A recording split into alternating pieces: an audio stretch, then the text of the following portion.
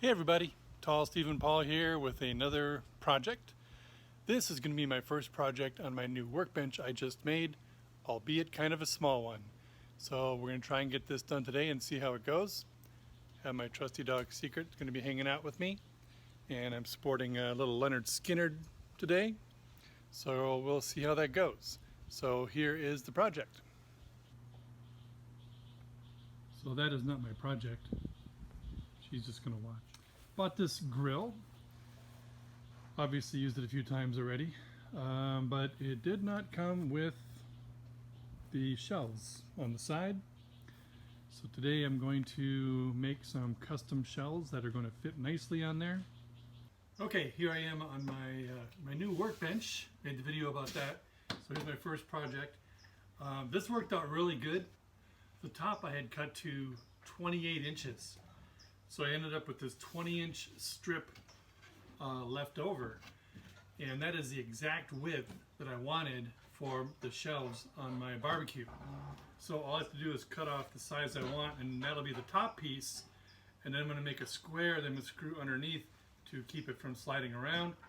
So here we go.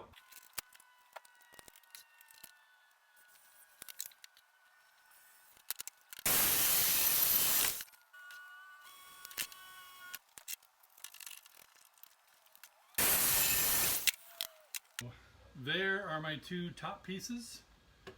I will sand the edges, and then I'm going to cut a board to put underneath here so it fits inside the grill and keeps them from moving around.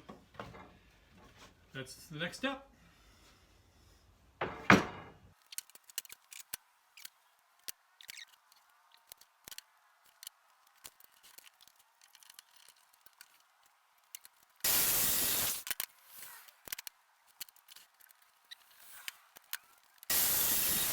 Okay, so I have 4 pieces of wood. These are going to be the ones on top. These smaller ones are going to go underneath. Since these are the tops, I'm going to sand the corners so they look a little nicer.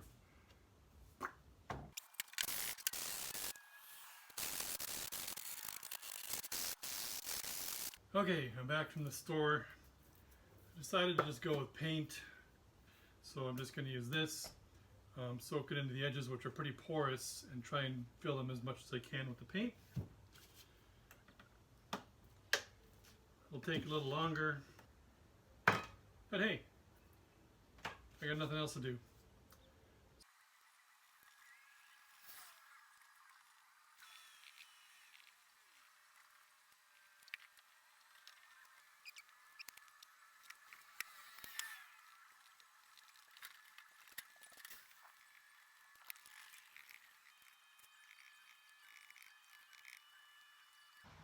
I have a little painting tip for you if you don't know.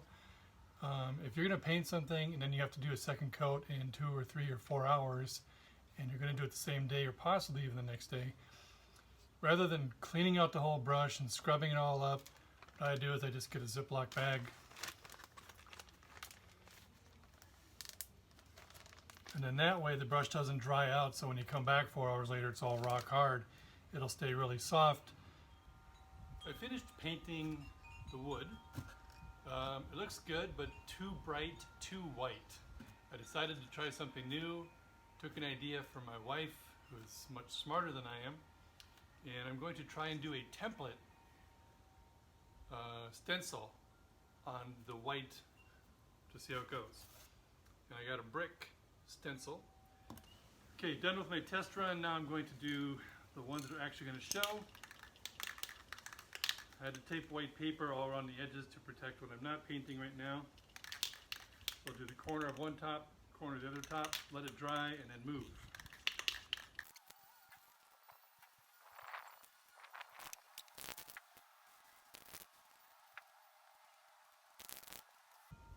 Part 1 is done.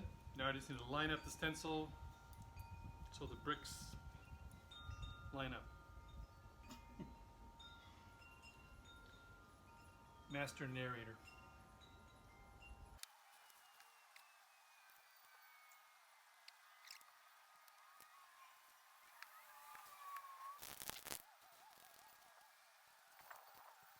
Okay, now I have them all painted with the stencils. And now I need to center that board underneath the frame here. And that will keep the top here from sliding around.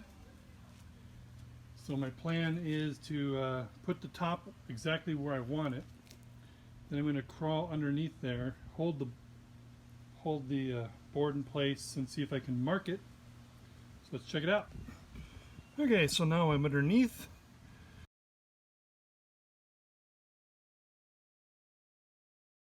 Probably be close enough for rock and roll. My ever faithful watcher. Here is a little woodworking hack I learned from my dad when I was young. If you need to C-clamp a board down to keep it from moving, you can put a piece of wood under here, and then that way this will not press into the wood and give you a dented circle or wreck whatever you're doing. So my dad taught me that. On secret. Okay, we are on the home stretch. The stenciling turned out good. Quick little woodworking hack. I'm going to be drilling from the bottom. This is the bottom. It's the top. Putting some screws in here to keep this from moving around. And I don't want to drill all the way through and have something poke out the top. So one thing my dad did when I was a kid was he would put a piece, he'd measure how deep he wanted the drill hole to be, and then he would put a piece of tape on there so when he hit the tape he would stop. What I did was I just adjusted how far in the drill bit went. So if I go all the way down to where my fingernail is right there, this will not puncture through the top. And that way I know I'm not going to poke a hole in the top. And of course I got screws that will not go, I don't know if you can see it, kind of small. That will not go all the way to the top as well. Let's put these in.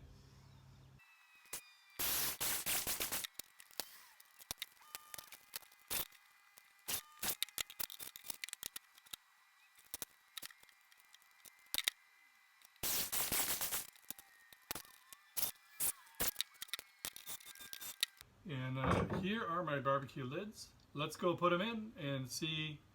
Lids, shells. Let's go put in our shells and see how I did. Okay, my barbecue shells are done. I'm going to drop them in, see if they fit. I'm going to keep our fingers crossed. They are side specific, so I can get the right one on the right side. Got a little thing to keep it in place.